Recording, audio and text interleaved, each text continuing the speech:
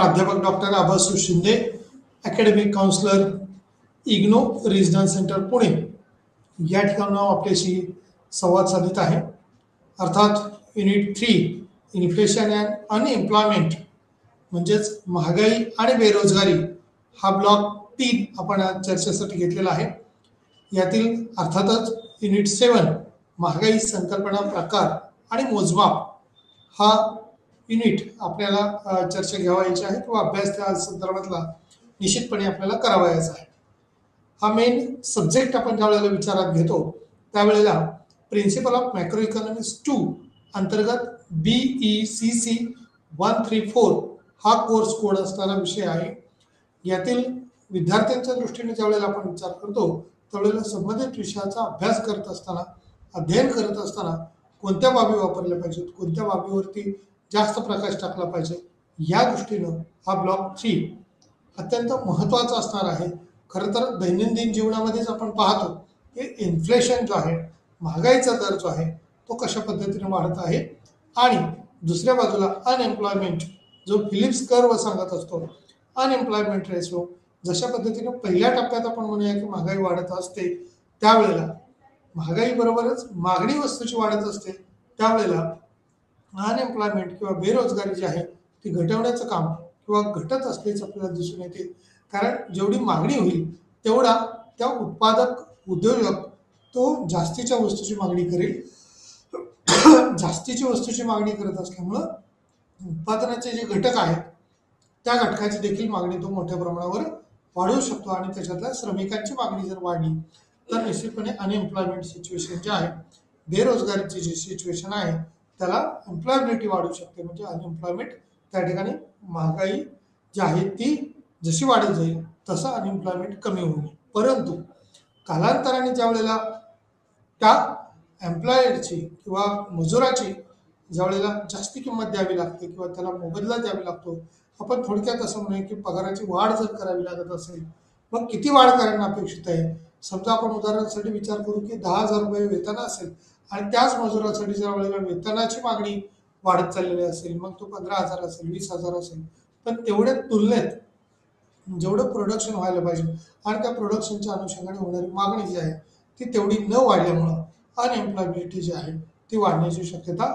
नाकारता येत नाही. त्यामुळं बेकारी ही महागाईच्या दृष्टीने या ठिकाणी काय होईल, जशी महागाई वाढत जाईल वस्तू किमती वाढत जातील, परंतु त्या ठिकाणी बेरोजगारी देखील एका बाजूला मोठ्या प्रमाणावर वाढत जाईल. कारण त्या ठिकाणी मजुराची किंमत देखील वाढलेली आपल्याला दिसून येईल. त्यामुळे या इन्फ्लेशन आणि अनएम्प्लॉयमेंट या दोन्ही कन्सेप्टचा विचार करता, या दोन्ही एकत्रित विचारात घेता परस्पर विरोधी आहेत, काही वेळेला परस्पर सुसंगत आहेत, परंतु काही टप्प्यापर्यंत सुसंगत आहेत आणि नंतर दोघांच्या विरुद्ध संकल्पना असल्याची दिसून येते. त्यामुळे यातली महागाईची संकल्पना काय आहे, त्या महागाईचे प्रकार कोणत्या कोणत्या प्रकारचे आहेत आणि याचं मेजरमेंट एकूणच मोजमाप कशा पद्धतीने करावायचं या संदर्भातला अभ्यास या युनिट 7 मध्ये आपल्याला करावायचा आहे.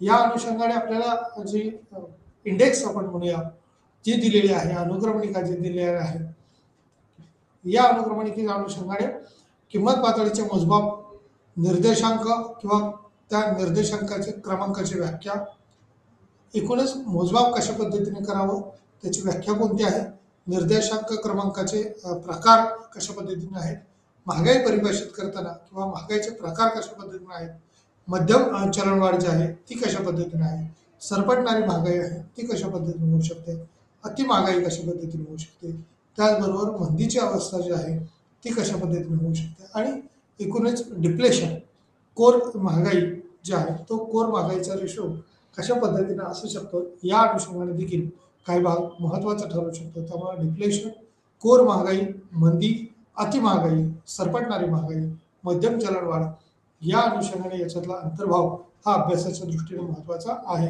म्हणजेच इंग्लिशमध्ये ज्यावेळेला आपण बघतो त्यावेळेला याचा इंट्रोडक्टरी पार्ट आपण पाहणार आहोत, मेजरमेंट ऑफ प्राइस लेवल जे आहे ती पाहणार आहोत, डेफिनेशन ऑफ इंडेक्स आपण पाहणार आहोत, टाइप्स ऑफ इंडेक्स नंबर जो आहे तो आपल्याला पाहणार आहोत, इन्फ्लेशन डेफिनेशन जे आहे ती पाहणार आहोत, टाइप्स ऑफ इन्फ्लेशन जे आहे मग ती कोणत्या कोणत्या प्रकारचे इन्फ्लेशन असू शकते, महागाई असू शकते, मॉडरेट इन्फ्लेशन जे आहे ते आपल्याला पाहणं अपेक्षित आहे. गोलकी इन्फ्लेशन म्हणजेच अति महागाई किंवा सरपटणारी म्हणूया महागाई ही कशा पद्धतीची आहे आणि हायपर इन्फ्लेशन म्हणजेच अति महागाई काय आहे, स्टॅग इन्फ्लेशन जे आहे ते कशा पद्धतीने आहे, डिफ्लेशन जे आहे ते कशा पद्धतीने आहे, कोर महागाई किंवा कोर इन्फ्लेशन रेशो जो आहे तो त्या ठिकाणी दिसून येईल किंवा त्या अनुषंगाने काही बाबी ह्या सुस्पष्ट होतील. या उद्दिष्टांच्या अनुषंगाने किंवा महागाईची संकल्पना आपण विचारात घेत असताना महागाई कशी मोजली जाते ते स्पष्ट करा. त्याच अनुषंगाने महागाई मोजण्यासाठी विविध प्रकारची किंमत त्याच्या निर्देशांकामध्ये फरक करता येईल. महागाईचे प्रकार कोणते आहेत, त्याचबरोबर महागाई कशी मोजता येईल, महागाईच्या अनुषंगाने काय दर असू शकेल या बाबीवरती जास्त प्रकाश टाकलेला आपल्याला दिसून येतो. म्हणजेच एकूण महागाईच्या संकल्पना काय आहेत, महागाई कशा पद्धतीने मोजली जाईल, मोजण्यासाठीच्या विविध किंमत विषयक निर्देशांक कुठल्या कुठल्या आहेत, महागाईचे प्रकार कसे आहेत ते आपल्याला महागाई त्या अनुषंगाने माहिती होणार आहे. इंट्रोडक्टरी पार्टमध्ये आपल्याला असं म्हणता येईल, महागाई हा शब्द किंवा ही कन्सेप्ट जी आहे ती वर्तमानपत्रात आपण सतत वाचत असतो, ऐकत असतो, न्यूज चॅनलच्या माध्यमातून पाहत असतो आणि अर्थव्यवस्थेवर त्याचा कसा प्रतिकूल परिणाम होतो हे देखील आपल्याला दिसून येत असतं. त्यामुळे लोक टप्प्याटप्प्यावर एक प्रश्न किंवा शंका जी उद्भवत असते ती आपल्याला सुस्पष्टपणे महागाईची दिसून येते. आपल्या दैनंदिन जीवनावर त्याचा परिणाम होत असतो. जशा पद्धतीने आपण म्हणूया की एखाद्या वस्तूच्या किमती वाढतात त्यावेळेला आपल्याला इतर वस्तूची मागणी आपल्याला कमी करावी लागते आणि याच्यावरती जास्त खर्च करावा लागतो किंवा ज्याची किंमत वाढलेली आहे त्या वस्तूची मागणी आपल्याला काही काळ कमी करावी लागते. त्यामुळे महागाई सोप्या शब्दात विविध वस्तूच्या किमतीमध्ये सतत होणारी वाढ आहे. सेवा किंवा पैशाच्या उत्पन्नाची पातळी पाहता एक कुटुंब एका गटाचा वापर करते आणि दिलेल्या किमतीच्या पातळीवर वस्तूची किंवा महागाई वाढल्याने किमतीत वाढ होते, तर पैशाच्या उत्पन्नाच्या समान पातळीसह घरातील कमी खर्च होऊ शकतो आणि पूर्वी वापरल्या जाणाऱ्या वस्तूची संख्या ही वैकल्पिकरित्या राखण्यासाठी किंवा पूर्वीच्या उपभोगाच्या पातळीनुसार या कुटुंबाकडे आता अधिक पैसे असणे आवश्यक आहे किंवा तशा पद्धतीची सिच्युएशन ही क्रिएट झालेली आपल्याला दिसून येते. परंतु या महागाईच्या अनुषंगाने हा शब्द हा वर्तमानपत्रात सतत आपल्याला दिसून येतो. त्यामुळं निश्चितपणे ही कोणत्या प्रकारची महागाई आहे, किती टप्प्यापर्यंत ती वाढू शकते या अनुषंगाने आपला विचार होणं अगत्याचं ठरेल किंवा महत्त्वाचं आहे. दर महिन्याला च्या किंवा 25 युनिटवर असणारी उपभोगाची पातळी ही राखण्यासाठी घरगुती मासिक उत्पन्न रुपये किमान काही आपल्याकडे असणं म्हणजे 125 रुपये असणं हे अपेक्षित आहे. अशा प्रकारे आपण महागाईसह जर विचार केला तर एक पैशाची युनिट किंवा पूर्वीच्या तुलनेत कमी प्रमाणात वस्तू खरेदी करते आणि दुसऱ्या शब्दात चलनवाढीसह पैशाची क्रयशक्ती जी आहे ती देखील कमी होत असण्याचं आपल्याला दिसून येते.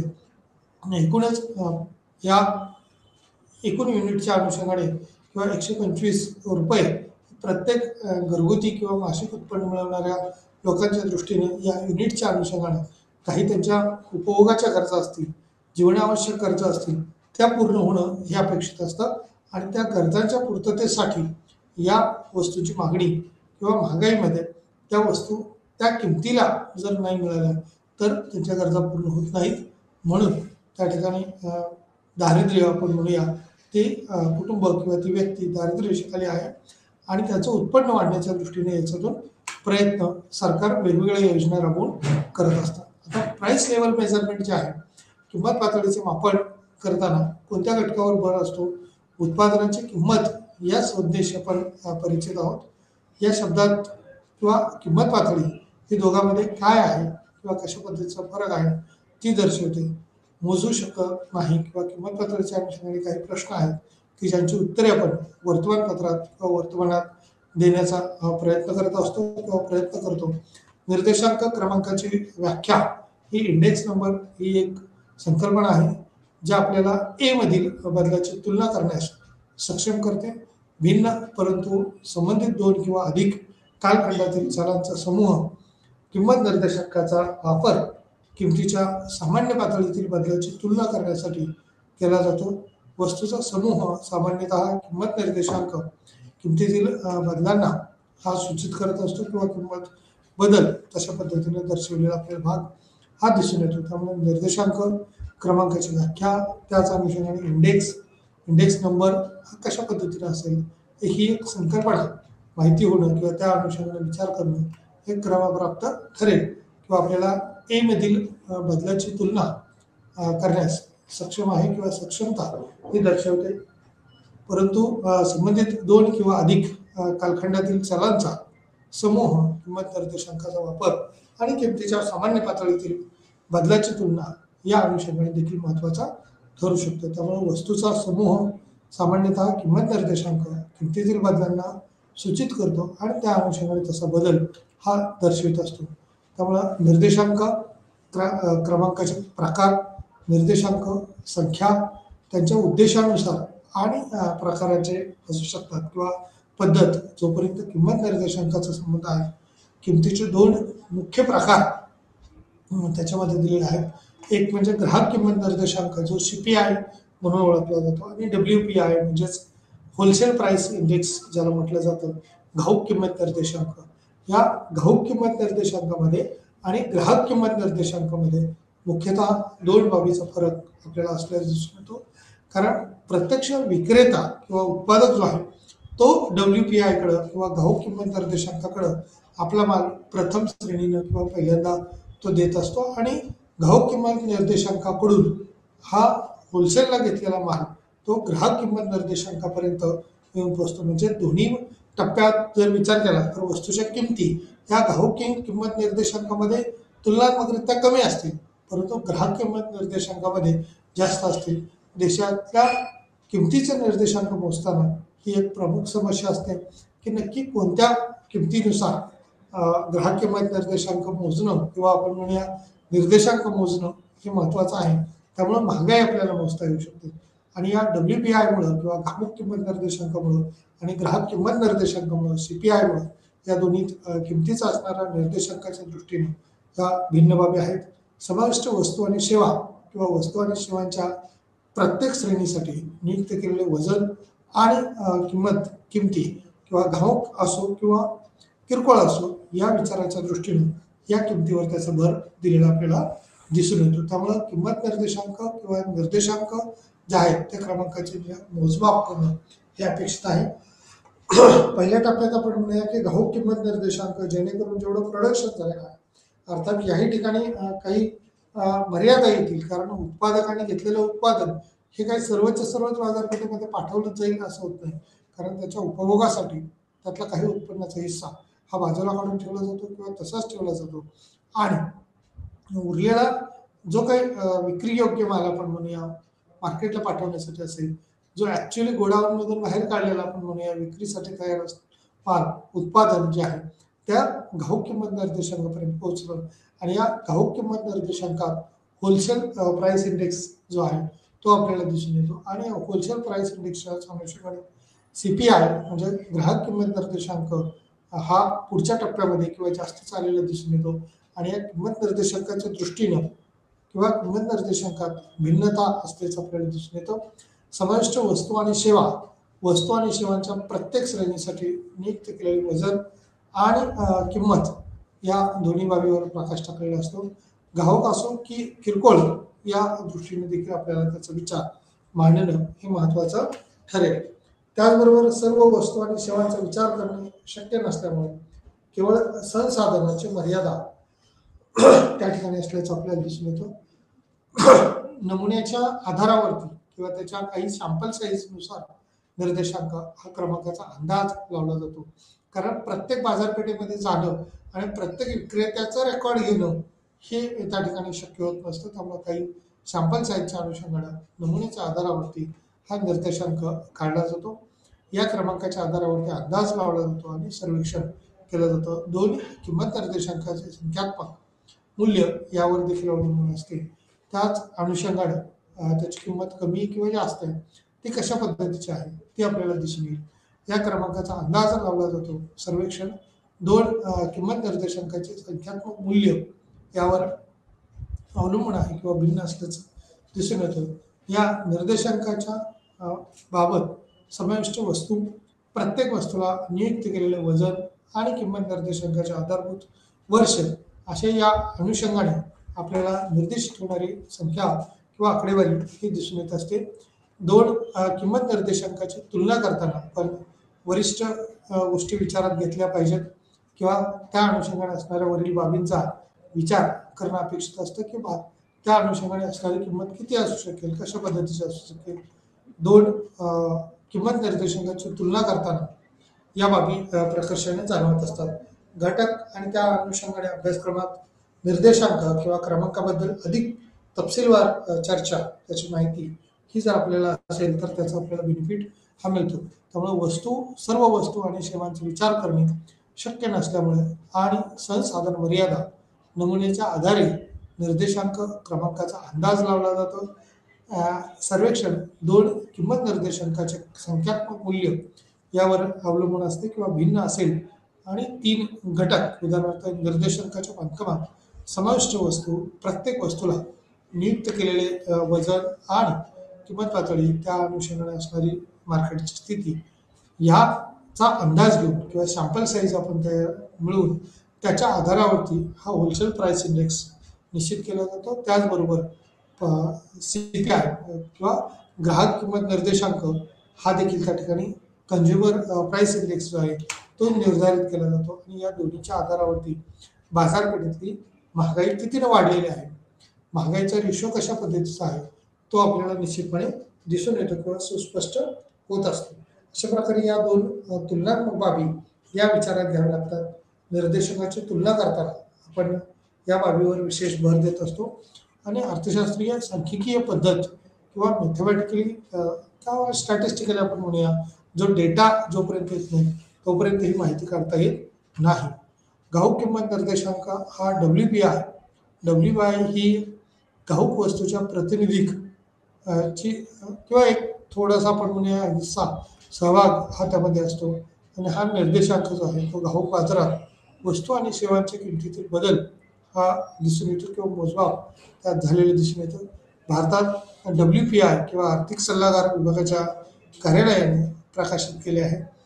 त्या अनुषंगाने WPI होलसेल प्राइस इंडेक्स जो आहे तो आर्थिक सल्लागार विभागाकडून, भारत सरकारच्या आर्थिक सल्लागार विभागाकडून निर्धारित केला जातो आणि उद्योग आणि अंतर्गत व्यापाराला प्रोत्साहन देण्याच्या दृष्टीने याच्यात वेगवेगळी मंत्रालय, वेगवेगळे विभाग कार्यान्वित असल्याचं आपल्याला दिसून येतं. त्यामुळे WPI ही घाऊक वस्तूच्या प्रतिनिधी टोपलीची किंमत आहे. त्याच अनुषंगाने घाऊक बाजारात वस्तू आणि सेवांच्या किमतीतील बदल हे देखील मोजले जातात. घाऊक बाजारात वस्तू आणि सेवांच्या किमतीतील बदल कशा पद्धतीने आहे, किती प्रमाणात आहे, भारतात WPI किंवा आर्थिक सल्लागार विभागाच्या कार्यालयाने प्रकाशित केले आहे. उद्योग आणि अंतर्गत व्यापाराला प्रोत्साहन, त्याचबरोबर त्यात असणारी स्थिती ही देखील पाहिली जाते. ही कशा पद्धतीची असू शकते, कितीने त्याच्यात बदल होऊ शकतो. ग्राहक किंमत निर्देशांक CPI, ग्राहक किंमत निर्देशांक वस्तूच्या सामान्य किमतीच्या पातळीमध्ये कालांतराने बदल मोजतो आणि सेवा किंवा ज्या वापरासाठी कुटुंबे घेतात किंवा CPI क्रमांक भारतात मोठ्या प्रमाणावर वापरले जाते. महागाईचे समाविष्ट आर्थिक म्हणून निर्देशांक पाहिले जातात, एक साधन म्हणून विचारात घेतलं जातं आणि RBI द्वारे महागाई लक्षणीय करण्यासाठी किंवा त्या नियंत्रित करण्याच्या दृष्टीनं किंमत किंवा सरकार कर्मचाऱ्यांना महागाई भत्त्याच्या अनुक्रमणिकेसाठी आणि फी म्हणून राष्ट्रीय खात्यासाठी डिप्लेटर CPI सेंट्रल स्टॅटिस्टिकल प्रकाशित केले आहे किंवा कार्यालय CSO भारत सरकारच्या अनुषंगाने दर्शवलेलं असल्याचं दिसून येतं. त्यामुळे CPI हा ग्राहक किंमत निर्देशांक जो आहे तो वस्तूच्या सामान्य किमतीच्या पातळीमध्ये कालांतराने मोजता येतो किंवा मोजला जातो आणि सेवा किंवा ज्या वापरासाठी कुटुंबे घेतात CPIच्या अनुषंगाने क्रमांक भारतात मोठ्या प्रमाणावर वापरले जाते. महागाईचे समाविष्ट आर्थिक निर्देशांक हे देखील आपल्याला विचारात घ्यावे लागतात. त्या अनुषंगाने भारतातली असणारी स्थिती इतर देशाच्या तुलनात्मक कमी आहे, परंतु राज्यातली जर आपली भारतातली स्थिती पाहिली तर CPI मध्ये मोठ्या प्रमाणावर किंवा ग्राहक किंमत निर्देशांकामध्ये मोठ्या प्रमाणावर फरक असल्याचं जाणवतो. या RBIच्याच अनुषंगाने किंवा त्याद्वारे मिळालेली महागाईचा निर्देशांक आणि त्याची असणारी स्थिती ही भिन्न आहे. कर्मचाऱ्यांना महागाई भत्त्याच्या अनुक्रमणिकेसाठी आणि त्या अनुषंगाने असणारे राष्ट्रीय खात्यासाठी डिप्लेटर CPI सेंट्रल स्टॅटिस्टिक्सने प्रकाशित केले आहे किंवा त्या कार्यालयाच्या अनुषंगाने CSO हा भारत सरकारने मानांकनाच्या आधारावरती महागाई रेषा कशा पद्धतीने असावी हे निर्धारित केलेलं आहे. किमती आणि किंमत पातळीची पार्श्वभूमी लक्षात घेऊन त्यात महागाईची व्याख्या केली जाते किंवा त्या अनुषंगाने वेगवेगळ्या पद्धतीची व्याख्या ह्या अनेक विचारवंतांनी अनेक पद्धतीनं केलेल्या आपल्याला दिसून येतात. सतत वाढ किंवा सामान्य पातळीमध्ये सतत वाढ होण्याची प्रवृत्ती आहे. किमती ह्या सतत किंवा विश्लेषण लक्षात घ्यावे लागेल, कारण किमतीची पातळी आज वर जाते परंतु उद्या घसरते, म्हणजे वाढते कधी घसरते या स्थितीत देखील दिसून येते. त्यामुळे चलनवाढ होत नाही, परंतु किमतीमध्ये फक्त अल्पकालीन चढउतार होऊ शकतात.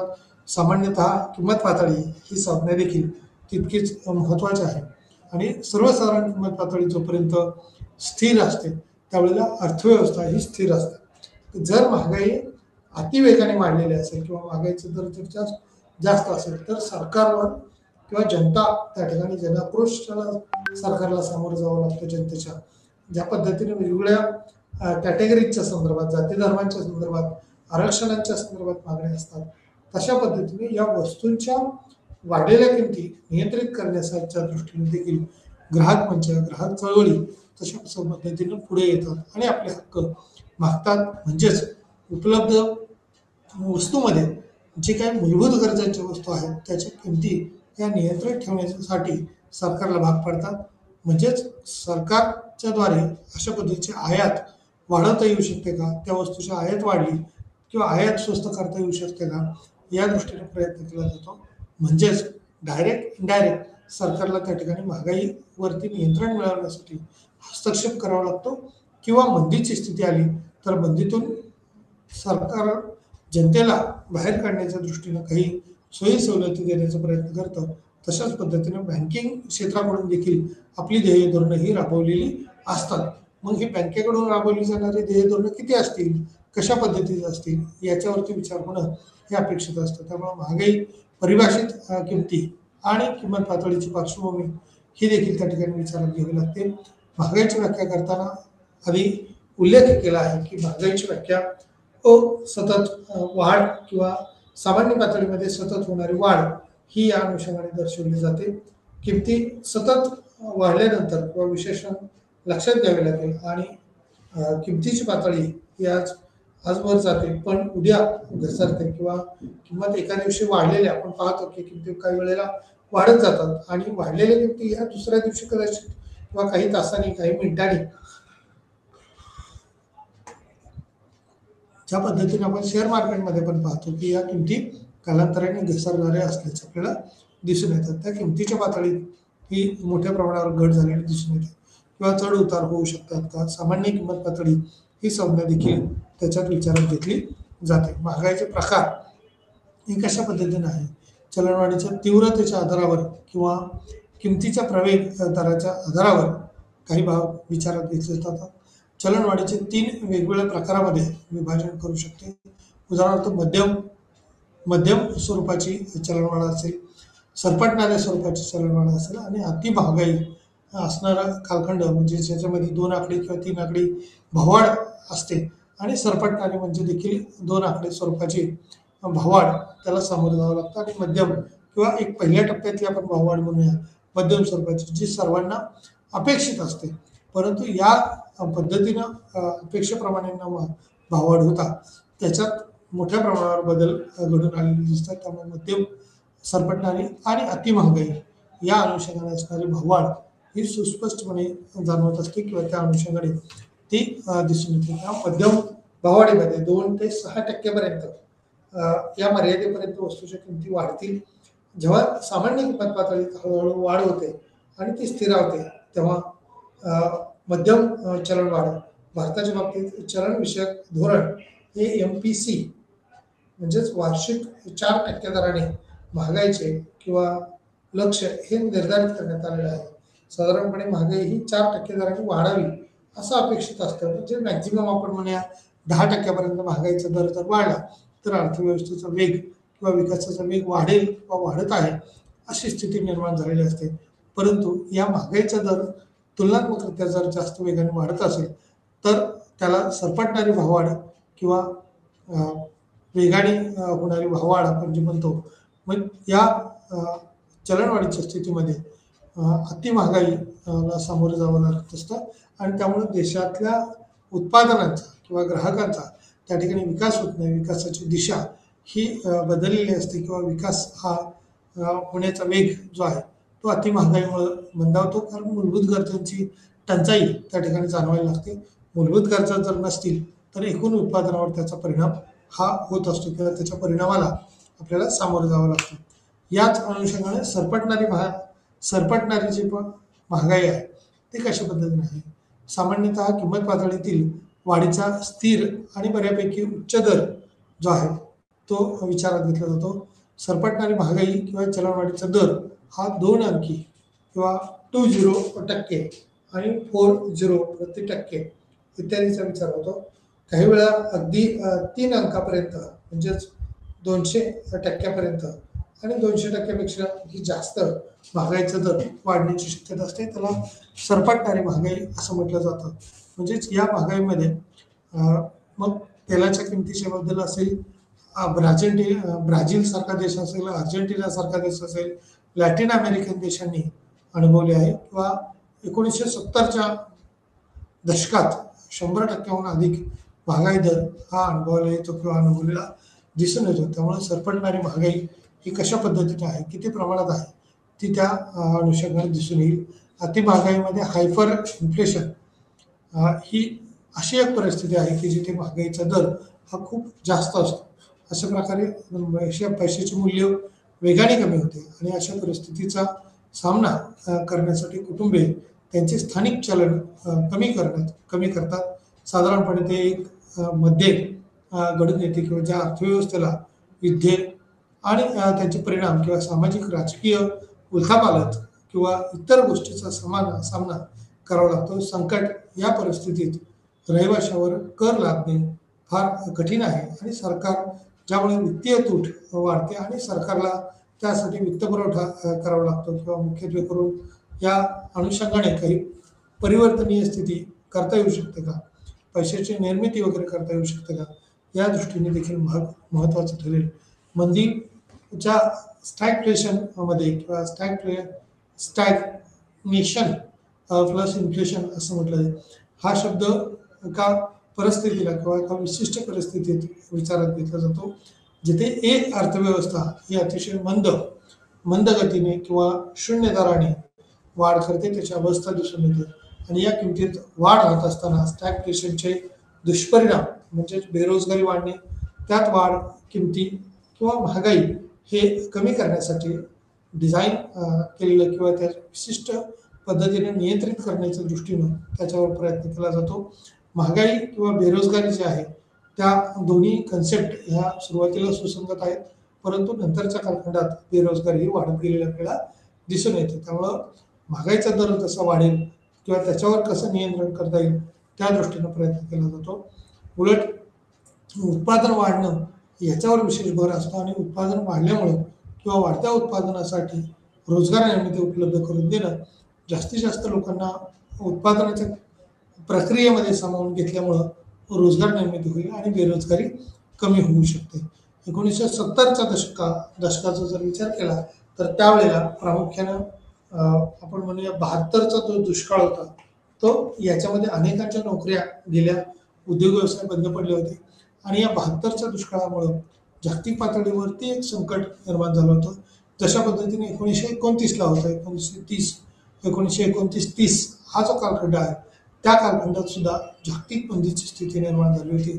72ला दुष्काळ पडला होता भारताचा जर विचार केला तर, परंतु या कालखंडात सुद्धा आधुनिक परिवर्तनाच्या दृष्टीनं सरकारने अनेक ध्येय धोरणं राबवली, अनेक उपाययोजना केल्या आणि त्याच्यातून आपण बाहेर निघण्याच्या दृष्टीनं प्रयत्न केलेले आपल्याला दिसून येतात. 90च्या दशकाचा विचार करत असताना किंवा 90च्या कालखंडाचा जर विचार आपण केला तर तो कोणत्या स्थितीत होता किंवा कशा पद्धतीने महागाई नियंत्रित करण्याचा प्रयत्न केला त्यावरती आपण प्रकाश टाकूया.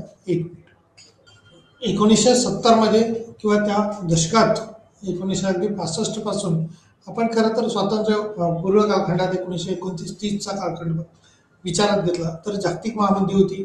त्यानंतरचा कालखंड बघितला तर भारताला स्वातंत्र्य मिळवणे 1947चा कालखंड आपण म्हणतो. त्याचबरोबर आर्थिक सुधारणांचं सुरू केल्या किंवा पंचवार्षिक योजना सुरू झाल्या 1951 पासून. 1951 ते 56 ही पहिली पंचवार्षिक योजना, 1956 ते 61 ही दुसरी पंचवार्षिक योजना.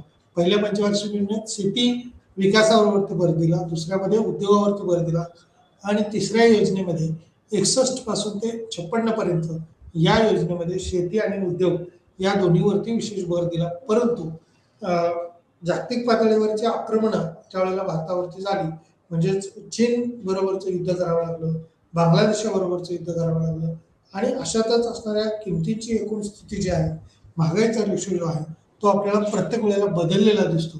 कारण त्या स्थितीत महागाईचा दर राहील असं होत नाही किंवा कस्टमरच्या दृष्टीने ग्राहकाच्या दृष्टीने जर विचार केला तर त्याच्यामध्ये प्रचंड बदल झाले आणि त्याचा परिणाम जी तिसरी पंचवार्षिक योजना व्हायला पाहिजे ती न झाल्यामुळे वार्षिक योजना राबवल्या गेल्या आणि 1970ला पुन्हा या दशकाचा विचार करता कच्च्या तेलाच्या संदर्भात असेल किंवा इतर वस्तूंच्या संदर्भात असेल, इतर देशावरती आपलं अवलंबित्व हे जास्त झालं. त्यामुळं आपली आयात ही मोठ्या प्रमाणात झाली आणि आयातीला तुलनात्मकरित्या चलन आपल्याला द्यावं लागलं. त्यानंतरचा 10 वर्षाचा किंवा 75-80चा कालखंड जरी पाहिला तर त्या ठिकाणी बेरोजगारीला मोठ्या प्रमाणावर सामोरं जावं लागलं आणि याच बेरोजगारीमुळं, बेकारीमुळं अनेक कुटुंब आपण म्हणूया, लोकसंख्या म्हणूया उद्ध्वस्त झाली किंवा त्यांना त्यांच्या व्यवसायापासून, रोजगारापासून वंचित राहावं लागलं.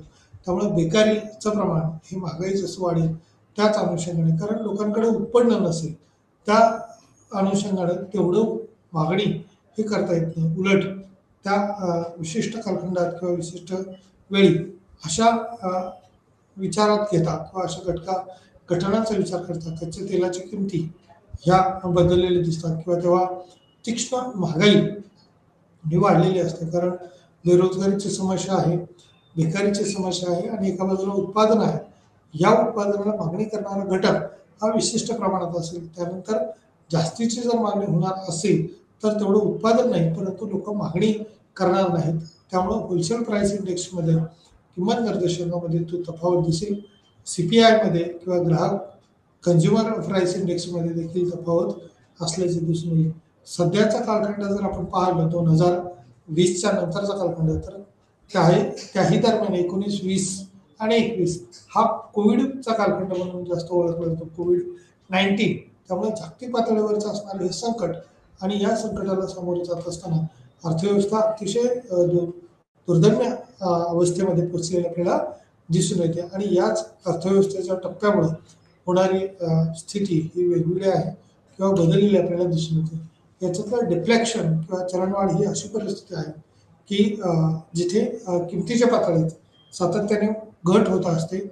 इथे पुन्हा सातत्यपूर्णता किंवा एखाद्या उत्पादनाच्या बद्दलचं असेल सातत्य हे असणं तितकंच महत्त्वाचं असतं. त्यामुळे किंमत पातळी हे शब्द लक्षात घ्यावं लागतील आणि अशा प्रकारे मध्यम स्वरूपाची ग्राहकाची स्थिती जी आहे ती कशी बदलेल, वस्तूची किंमत कशा पद्धतीची असेल, अपस्फीती ज्याला म्हटलं जातं ती कशा पद्धतीची असेल, नोटाबंदीची परिस्थिती कशी असेल, जेव्हा एकूण मागणी एकूण पुरवठ्यापेक्षा कमी असते तेव्हा या स्थिती जाणवतात किंवा या अनुषंगाने दिसून येणारे भाग दिसेल. डिफ्लेक्शन, उत्पादनात घट किंवा बेरोजगारी वाढणे आणि सामान्य आर्थिक क्रियाकलाप जे आहेत त्याच्यातलं मंदावणे किंवा त्याची स्थिती बदलणे हे देखील तितकंच महत्त्वाचं आहे. चलनवाढ ही अशी एक परिस्थिती आहे की जिथे किमती ह्या बदललेल्या असतात आणि सातत्याने डिफ्लेक्शन किंवा घट म्हणूया आपण मंदीची स्थिती आहे. डिफ्लेक्शन म्हणजे अर्थव्यवस्थेत जसं तेजीची स्थिती आहे तशी इथं मंदीची स्थिती अनुभवली येते आणि चलनवाढीला त्याच्यातून सामोरं जावं लागतं. त्यामुळं सातत्याने घट होणारी किंवा पुन्हा सातत्यपूर्ण आणि किंमत पातळीतील हे शब्द लक्षात घ्यावे लागतील किंवा अशा प्रकारे मध्यम स्वरूपाचे बदल हे झालेले असतील जिथं अर्थव्यवस्थेत वस्तू आणि सेवेची मागणी ही पूर्णपणे घटलेली असेल. नोटाबंदीच्या परिस्थितीच्या वेळेला आपण विचार केला होता अपस्फीती. त्यामुळं या अपस्फीतीच्या काळामध्ये वस्तूला कोणत्याही प्रकारची मागणी हे नसते. जेव्हा एकूण मागणी आणि एकूण पुरवठापेक्षा कमी असते, एकूण मागणी ही पुरवठ्यापेक्षा ज्या वेळेला कमी असते, निश्चितपणे तो पुरवठा आहे तसा पडून राहतो आणि त्यावेळेला त्या स्थितीला डिफ्लेक्शन स्थिती जी असं म्हटलं जातं किंवा मंदीची स्थिती असं म्हटलं जातं. त्याच अनुषंगाने उत्पादनात घट किंवा बेरोजगारी वाढणे आणि सामान्य दर त्या अनुषंगाने देखील दर्शवलेले पाहायला मिळतात. त्यामुळे आर्थिक क्रियाकलाप त्याच्या असणारी मंदावणारी स्थिती ही कशा पद्धतीची असेल, किती प्रमाणात असेल, डिफ्लेक्शन रेशो कशा पद्धतीचा असेल, तो या अनुषंगाने दर्शवलेला असतो. त्यामुळे चलनवाढ ही अशी परिस्थिती आहे की जिथे किमतीच्या पातळीत सातत्याने घट होत असते आणि किमती कमी कमी होऊन एवढ्या कमी होतात की त्या वस्तूचं उत्पादन खर्च देखील तेवढा नसतो किंवा त्या उत्पादन खर्चापेक्षाही कमी होतात. त्यामुळं बाजारपेठेत उत्पादन तयार करणं हे शक्य नसतं, परंतु जे तयार झालेले उत्पादन आहे, जे विक्रीयोग्य उत्पादन आहे, त्याला देखील मागणी येत नसते. म्हणजे कितीही किमती कमी केल्या तरी मागणी नसेल, तो कालखंड म्हणजे डिफ्लेक्शनचा कालखंड होईल. किंवा जेव्हा एकूण मागणी एकूण पुरवठ्यापेक्षा कमी असते तेव्हाचा काळ म्हणजे मंदीचा काळ असं संबोधलं जातं किंवा अशा पद्धतीने म्हणता येऊ शकतं. त्यामुळे उत्पादनात घट, बेरोजगारी वाढणे आणि सामान्य स्थिती ही देखील दिसून येते. त्यामुळे आर्थिक क्रियाकलापात मंदावणे किंवा क्रियाकलापातले होणारे बदल हे देखील आपल्याला दिसून येतील. त्यामुळे कोर महागाई किंवा क्षणिक किंवा तात्पुरती किंमत वाढून टाकल्यानंतर चलनवाढीचे मोजमाप त्या अनुषंगाने केलं जातं किंवा अंदाजे एकूण चलनवाढ आकड्यावर परिणाम करू शकतात, जे कदाचित नाही किंवा त्या अनुषंगाने होणार नाही. वास्तविक महागाई आणि क्रमांकाशी जुळण्याच्या अनुषंगाने त्याच्यातले झालेले बदल हे देखील दिसून येतील. त्याचबरोबर महागाई ही तात्पुरती काढून टाकून वास्तविक चलनवाढीचे मूल्यांकन करणे हे महत्त्वाचं आहे. धक्के आणि त्या अनुषंगाने असणारी अस्थिरता भारतात मूळ चलनवाढ किंवा किमतीच्या आधारावर मोजली जाऊ शकते. अन्न उत्पादने वगळून उत्पादित उत्पादनामध्ये वाढ त्यामुळे होत असते किंवा कृषी वस्तू, इंधन आणि ऊर्जा आणि त्याचबरोबर अन्न उत्पादनाचा समावेश याच्यामध्ये केलेला असतो.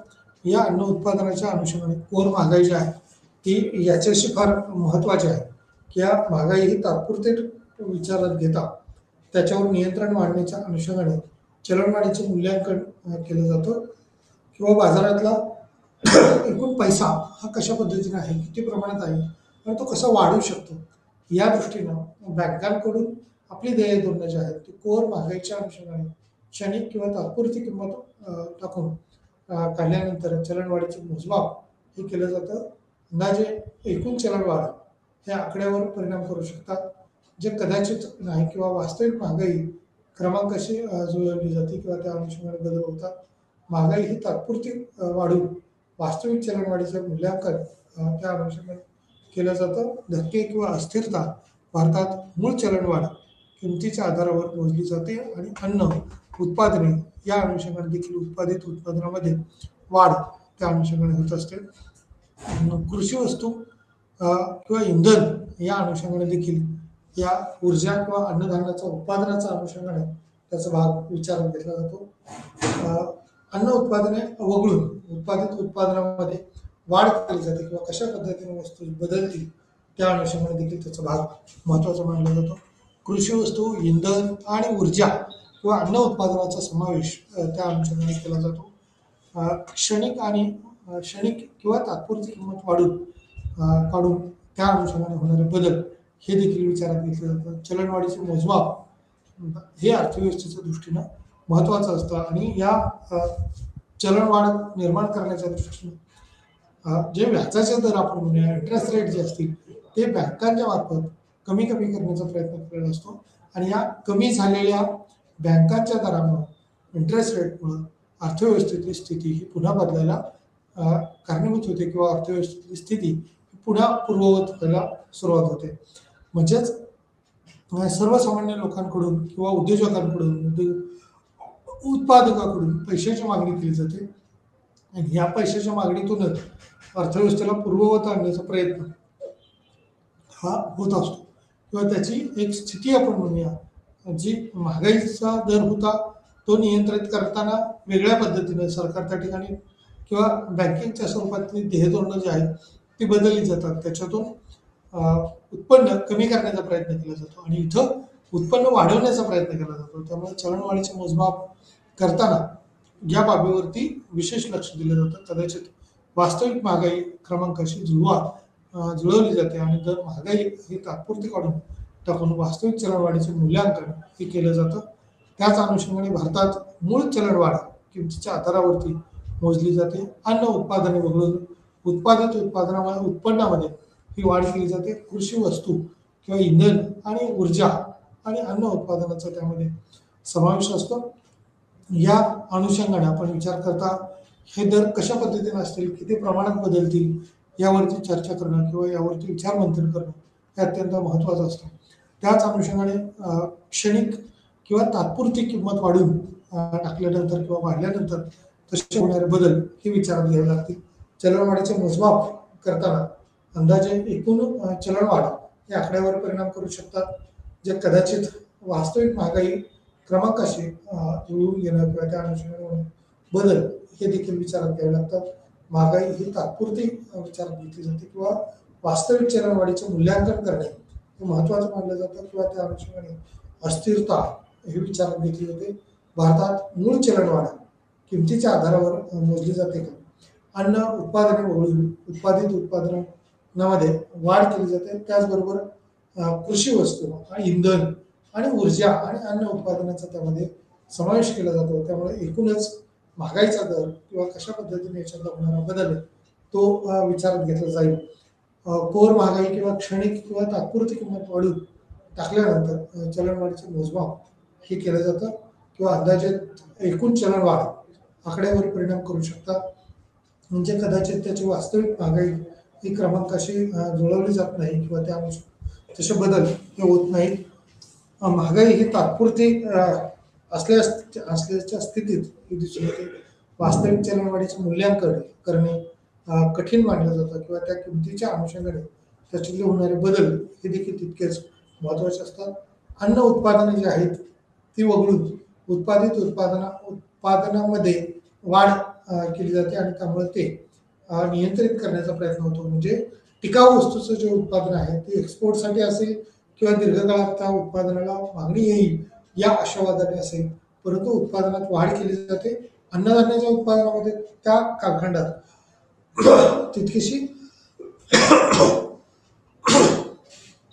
तितकीशी वाढ होणार नाही किंवा वाढ केली जाणार नाही, कारण अन्नधान्य उत्पादन हे दीर्घकाळ टिकाऊ स्वरूपाचं नसतं. काही कालखंड वर्ष, 2 वर्ष, 3 वर्ष राहू शकतात, परंतु इतर ज्या वेळेला पालेभाजीच्या संदर्भात असेल, कडधान्याच्या स्वरूपात असेल, या दीर्घकाळ साठवून ठेवता येत नाही किंवा दीर्घकाळ तशा पद्धतीचे हे उत्पादन राहू शकत नाही. त्यामुळे क्षणिक किंवा तात्पुरते या बाबीवरती प्रकाश टाकता, विचार करता, वस्तू आणि त्या अनुषंगाने असणारे इंधन आणि ऊर्जा आणि अन्न उत्पादनाचा विचार करता यात काही बदल हे निश्चितपणे झालेले दिसतात. क्षणिक किंवा तात्पुरती किंमत वाढून टाकल्यानंतर त्यात झालेले बदल हे कशा असतील, कशा पद्धतीचे असतील, त्या अनुषंगाने त्याच्यावर प्रकाश हा टाकणं अपेक्षित असतं किंवा तशा पद्धतीने यात बदल घडून येत असतात.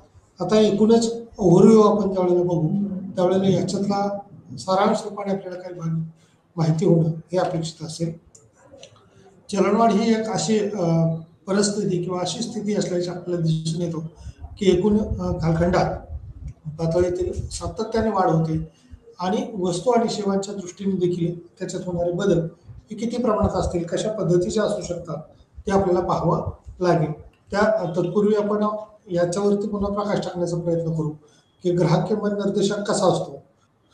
निर्देशांकाची व्याख्या करताना किंवा त्याच्या असणारा इंडेक्स नंबर जो आहे तो कशा पद्धतीनं गृहीत धरला जातो, तर बाजारपेठेतल्या वस्तूच्या उत्पादनाच्या ज्या किमती आहेत त्या किमतीच्या अनुषंगाने होलसेल प्राइस इंडेक्स जो आहे तो किंवा होलसेल पद्धतीने विक्री जी होत असते, घाऊक पद्धतीने जी विक्री होत असते त्या ठिकाणच्या असणाऱ्या किमती याचा सॅम्पल साईज विचारात घेतला जातो आणि त्या सॅम्पल साईजच्या आधारावरती सर्वसाधारण गेल्या ज्या प्राइस इंडेक्स आपण काढलेला असतो, ग्राहक किंमत निर्देशांक असेल किंवा होलसेलचा असेल, त्याच्या मागच्या वेळेला असणाऱ्या किमती आणि सध्याच्या वेळेला असणारी स्थिती याच्यामध्ये किती बदल झालेला आहे, हा वर्षात एकूण एका वर्षात किती वेळा बदल होऊ शकतो याचा ॲव्हरेज हा डिक्लेअर केला जातो. त्यामुळं होलसेल प्राइस इंडेक्स असेल किंवा CPI कस्टमर प्राइस इंडेक्स असेल तो दोन्हीच्या सुवर्णामध्ये किंवा दोन्हीच्या अनुषंगाने सुरुवातीला आपण पाहूया की होलसेल प्राइस इंडेक्स जर वाढलेला असेल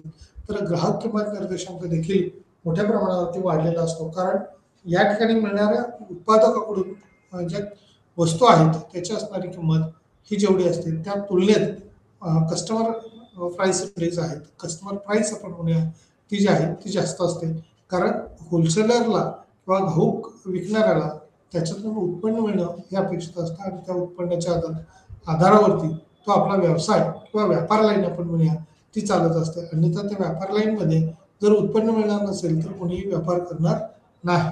त्यामुळं उत्पादकाला सप्लाय चेन निर्माण करण्याच्या दृष्टीनं मार्केटमध्ये आपली वस्तू पोहोचवण्याच्या दृष्टीनं जशा पद्धतीने ॲडव्हर्टाईज गरजेची असते, विक्रीसाठी आपली वस्तू कशा पद्धतीची आहे त्याची ॲडव्हर्टाईज गरजेची असते, तसंच मार्केटमध्ये मोठ्या प्रमाणावर व्यापाऱ्यांची देखील गरज असते आणि या व्यापाऱ्यांच्या मार्फत अशा वस्तूंची सप्लाय हे मार्केटमध्ये पोहोचवली जाते आणि त्या सप्लायच्याच अनुषंगाने भिन्न परंतु संबंधित 2 किंवा अधिक कालखंडातील चलांचा समूह किंवा किंमत निर्देशांकाचा वापर हा याच्यात केलेला असतो. त्यामुळे किमतीच्या सामान्य पातळीतील बदलाची तुलना करण्यासाठी याचा समूह विचारात घेतला जातो. वस्तूचा समूह हा सामान्यतः किंमत निर्देशांक किंवा किमतीतील बदलांना सूचित करत असतो आणि या सूचनेच्या अनुषंगाने किंवा निर्देशांक क्रमांकाचे प्रकार विचारात घेता संख्या त्याच्या उद्देशानुसार आणि विविध प्रकारचे बाबी असू शकतात. त्यामुळं जोपर्यंत किंमत निर्देशांकाचा संबंध आहे, किमतीचे 2 मुख्य प्रकार जे आहेत निर्देशांक जे आहेत, उदाहरणार्थ घाऊक किंमत निर्देशांक WPI आणि ग्राहक किंमत निर्देशांक CPI हे दोन्ही किंमत निर्देशांकाच्या दृष्टीनं भिन्न आहेत. ते तसे विचारात घेतलेले असतात आणि त्या अनुषंगाने समाविष्ट वस्तू आणि सेवा किंवा वस्तू आणि सेवांच्या प्रत्येक श्रेणीसाठी नियुक्त केलेले वजन आणि त्यात असणारी प्राइस लेवल आपण म्हणूया किंमत पातळी जी आहे ती कशा पद्धतीने आहे, किरकोळला कशी आहे आणि घाऊकला कशी आहे, या अनुषंगाने त्याचा सॅम्पल विचारात घेतला जातो. त्याचा काही नमुना म्हणून नमुना निवड पद्धतीने माहिती काढली जाते आणि या निर्देशांकामध्ये क्रमांकाच्या आधारावरती पुनर्मांडणी करून निर्देशांक संख्या किंवा उद्देशानुसार त्याची मांडणी केलेली आपल्याला दिसून येते. त्यामुळं जोपर्यंत किंमत निर्देशांकाचा संबंध आहे, किमतीचे 2 मुख्य प्रकार आहेत, निर्देशांक आहेत, तोपर्यंत याचा विचार केला जाऊ शकतो. त्यामुळं WPI घाऊक किंमत निर्देशांक आणि ग्राहक किंमत निर्देशांक CPI हे दोन्ही विचारात घेतले जातात. त्या किंमत निर्देशांकाच्या दृष्टीनं भिन्न स्थिती असल्याचं आपल्याला पाहायला मिळते किंवा अनुभवायला मिळत असते. समाविष्ट वस्तू आणि सेवा किंवा वस्तू आणि सेवांच्या प्रत्येक श्रेणीसाठी नियुक्त केलेले वजन आणि त्याची असणारी किंमत पातळी ही विचारात घेतलेली आहे. सर्व वस्तू आणि सेवांचा विचार करणे शक्य नसल्यामुळे वेळ आणि संसाधन मर्यादा त्याची कारण सर्व वस्तूंच्या किमती पाहणं आणि सगळ्यांची बेरीज करून नंतर त्याला डिव्हायडेशन करणं आणि मग सरासरी काढणं हे शक्य नसतं. त्यामुळं वेळ आणि श्रम जो आहे तो वाया जाण्याची शक्यता असते किंवा जास्तीचा पैसा त्या ठिकाणी खर्च होण्याची शक्यता असते. त्यामुळे सर्व वस्तू आणि सेवांचा विचार करणं शक्य नसलं तरी काही सॅम्पल किंवा नमुना म्हणून त्यातली काही माहिती घेऊन त्याच्या आधारावरती हा होलसेल प्राइस इंडेक्स हा निश्चित केला जातो किंवा क्रमांकाचा अंदाज लावला जातो. सर्वेक्षणात या दोन्ही बाबतीत किंमत निर्देशांकाचे संख्यात्मक मूल्य यावर अवलंबून आहे किंवा भिन्न असेल 3 घटक त्याच्या विचारात घेतले जातात. निर्देशांकाच्या बाबतीत असणारी स्थिती ही वेगवेगळी असू शकते. प्रत्येक वस्तूला नियुक्त केलेले वजन आणि किंमत निर्देशांकाचे आधारभूत वर्ष याचा देखील विचार होऊ शकतो. अशा प्रकारे 2 किंमत निर्देशांकाची तुलना करताना आपण वरील गोष्टी विचारात घेतल्या पाहिजेत किंवा घटक जे आहेत ते विचारात घेतले जातात आणि या अभ्यासक्रमाच्या अनुषंगाने निर्देशांक किंवा क्रमांकाबद्दल अधिक तपशीलवार माहिती किंवा त्याची चर्चा जी आहे ती डिटेलमध्ये अर्थशास्त्रासाठी सांख्यिकीय पद्धती किंवा स्टॅटिस्टिकल मेथड या अनुषंगाने देखील केली जाते आणि या स्टॅटिस्टिकल मेथडनुसार मांडणी करून विश्लेषणात्मक माहिती मांडली जाते, निष्कर्ष काढले जातात आणि या निष्कर्षावरती उपाययोजना करण्याच्या दृष्टीनं प्रयत्न केले जातात किंवा सरकार तशा पद्धतीने ध्येय धोरणं राबवत असतं. त्याचबरोबर बँका RBI किंवा मध्यवर्ती देशाची जी बँक आहे RBI तिच्यामार्फत काही व्याजाच्या संदर्भातले धोरणं जी आहेत किंवा चलनविषयक धोरण आपण म्हणूया ती बदलली जातात आणि सरकारकडून राजकोषीय धोरणं ती राबवली जातात. त्याच्यातून याच्यावरती नियंत्रण कसं ठेवता येईल, महागाईवरती नियंत्रण कसं ठेवता येईल याच्यावरती प्रकाश टाकला जातो किंवा तत्संबंधी प्रयत्न केले जातात. निर्देशांकाच्या अनुषंगाने प्रत्येक वस्तूला नियुक्त केलेले वजन, किंमत निर्देशांकाचे असणारे आधारभूत वर्ष, अशा प्रकारे दोन किंमत निर्देशांकाची तुलना करताना या बाबीवर विचार केला जातो किंवा घटक आणि नंतर अभ्यासक्रमात असणारे या बाबी क्रमांकात अधिक तपशीलवार चर्चा करून त्याची माहिती मांडली जाते किंवा तशी माहिती ही मिळवली जाते. अर्थशास्त्रासाठी सांख्यिकीय पद्धती जी आहे ती कशा पद्धतीने आहे किंवा किती प्रमाणात आहे, सर्व वस्तू आणि सेवांचा विचार करणे शक्य नसल्यामुळे वेळ आणि संसाधन मर्यादा, नमुन्याच्या आधारे असणारे निष्कर्ष, निर्देशांक याचा आपल्याला विचार करावा लागतो. याच क्रमांकाचा अंदाज लावला जातो. सर्वेक्षण दोन किंमत निर्देशांकाचे संख्यात्मक मूल्य यावर अवलंबून असते किंवा भिन्न असेल तीन घटक त्याच्यात विचारात घेतले जातात. निर्देशांकाच्या माध्यमात त्यात असणारे प्रत्येक वस्तूला नियुक्त केलेले वजन आणि किंमत निर्देशांकाचे असणारे आधारभूत वर्ष याची मांडणी त्या ठिकाणी होणे अपेक्षित आहे. अशा प्रकारे दोन किंमत निर्देशांकाची तुलना करताना या बाबीवर आपण विचार केला पाहिजे किंवा तशा पद्धतीनं WPI हा वस्तूच्या प्रातिनिधिक टोपलीची किंमत ही विचारात घेतली जाते आणि बाजारात वस्तू आणि सेवांच्या किमतीतील बदल हा मोजला जातो. भारतात WPI किंवा आर्थिक सल्लागार विभागाच्या कार्यालयाने प्रकाशित केलेला भाग हा त्या आधारावरती किंवा बाजारपेठेत एखाद्या विशिष्ट आकाराचा म्हणून 10 किलो असेल, 20 किलो असेल, 50 किलो असेल, जे उत्पादन विक्रीसाठी आलेलं आहे त्या उत्पादनाची किंमत ही सरासरी किंमत विचारात घेतली जाते. प्रातिनिधिक काही वस्तूंच्या किमती ह्या माहिती करून घेतल्या जातात. त्या आधारावरती याची मांडणी ही होत असते. त्यामुळे होलसेल प्राइस इंडेक्स काढताना त्याची मागणी कशी होती आहे त्या विशिष्ट आकाराचा विचार केला जातो. तशाच पद्धतीनं ग्राहक किंमत निर्देशांकामध्ये देखील CPI मध्ये वस्तूच्या सामान्य पातळीवरती किमती किती आहेत आणि कालांतराने त्याच्यात बदल हा किती प्रमाणात होतो, कशा पद्धतीने होतो त्याचा मोजमाप केला जातो किंवा त्याची मोजणी केली जाते. सेवा किंवा त्या अनुषंगाने होणारा वापर कुटुंबे घेतात किंवा त्याचा विचार करतात आणि CPI क्रमांक हा भारतात मोजण्याच्या दृष्टीने वापरला जातो किंवा ग्राहक किंमत निर्देशांक हा जास्त प्रमाणात विचारात घेतला जातो. त्यामुळे महागाईचे समाविष्ट आर्थिक निर्देशांक म्हणून एक साधन म्हणून विचारात घेतले जातात. RBI द्वारे महागाई लक्षणीय करण्यासाठी किंमत स्थिरतेचे निरीक्षण करण्यासाठी सरकार किंवा कर्मचाऱ्यांना महागाई भत्तेच्या अनुक्रमणिकेसाठी आणि म्हणूनच राष्ट्रीय खात्यासाठी डिफ्लेक्टर CPI सेंट्रल किंवा स्टॅटिस्टिक्सने प्रकाशित केले आहे किंवा कार्यालयीन CSO या अनुषंगाने देखील भारत सरकार हा विचार करत असतं किंवा त्या अनुषंगाने तशी मांडणी माहिती ही दिलेली आपल्याला दिसून येते. महागाईची परिभाषित करताना किंमत आणि किंमत पातळीची पार्श्वभूमी लक्षात घेऊन आम्ही त्या अनुषंगाने त्याचे निर्देशांक हा ठरवण्याचा प्रयत्न सरकारद्वारे केला जातो किंवा त्या तत्संबंधीच्या विभागाकडून केला जातो. सामान्य पातळीत होणारे बदल हे किती असतील अर्थव्यवस्थेत, जसं की आता आपण पाहतो की दिवाळीचा सण दसऱ्याच्या नंतर आपल्याला लगेच जवळ येत असतो आणि नवरात्र किंवा दसरा आणि नंतर दिवाळी असे सुरुवात होत असते आणि त्यावेळेला प्रत्येक कुटुंबाची एकूण मागणी जी बल्क मागणी आपण म्हणूया, मग अन्नधान्याच्या अनुषंगाने असेल किंवा किराणा मालाच्या अनुषंगाने असेल किंवा इतर वस्तूंची मागणी असेल, ही प्रचंड प्रमाणात वाढलेली असते किंवा वेगाने वाढलेली असते आणि याच किंमत पातळीची वाढ ही आजवर कशा पद्धतीने वाढलेली आहे त्याच अनुषंगाने याचा चलनवाढ होत असते किंवा किमतीमध्ये अल्पकालीन चलनवाढ होऊन शकतात किंवा सामान्य किंमत पातळी ही संज्ञा याच्यात विचारात घेतली जाते. किमतीतील आणि किंमत पातळीची पार्श्वभूमी लक्षात घेऊन याचा विचार मांडला जातो किंवा त्या संबंधीची माहिती ही दिलेली आपल्याला दिसून येते. महागाईचे प्रकार किंवा चलनवाढीच्या तीव्रतेच्या आधारावरती किंवा किमतीच्या प्रवेग दराच्या आधारावरती याची मांडणी होत असते. चलनवाढीचे 3 वेगवेगळ्या प्रकारामध्ये विभाजन करू शकते.